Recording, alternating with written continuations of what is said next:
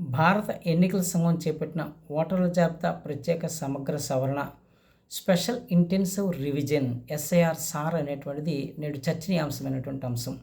16 రాష్ట్రాల్లో ఈ వింత ప్రక్రియ అనేది ఉంది. ఇటీవల సుప్రీంకోర్టు న్యాయమూర్తులైనటువంటి జస్టిస్ సూర్యకాంత్, జస్టిస్ ఓయ్ మాల్యా బాబ్జీ 124 పేజీల నివేదికను తీర్పుగా వెల్లడి చేయడం నేడు విమర్శలకు గురవుతుంది.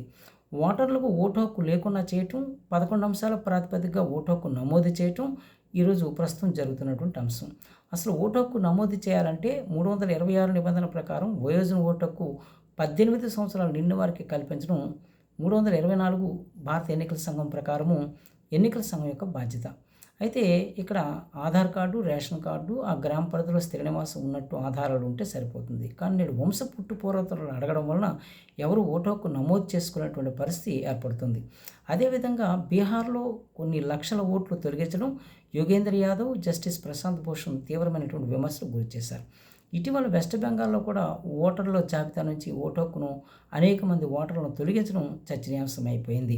అయితే ఈ 16 రాష్ట్రాల్లో సార్ ప్రక్రియ ఒక వింత ప్రక్రియ అంటూ రాజ్యాంగబద్ధంగా, ప్రజాసంబద్ధంగా ఓటర్లకు ఓటు హక్కు లేకుండా చేయడం ఒక రాజకీయ హత్య అని చెప్పి తెలియజేశారు. ప్రజాస్వామ్యంలో మొట్టమొదటి మెట్టు ఏమిటంటే ఓటు హక్కు. Universal adult franchise system. 18 సంవత్సరాలు నిండిన వారికి ఓటు హక్కు కల్పించడం ఎన్నికల సంఘం యొక్క బాధ్యత. దీనిపై ఈరోజు వంశపుట్టు పూర్వతలు అడగడం విమర్శలకు గురవుతూ ఉంది.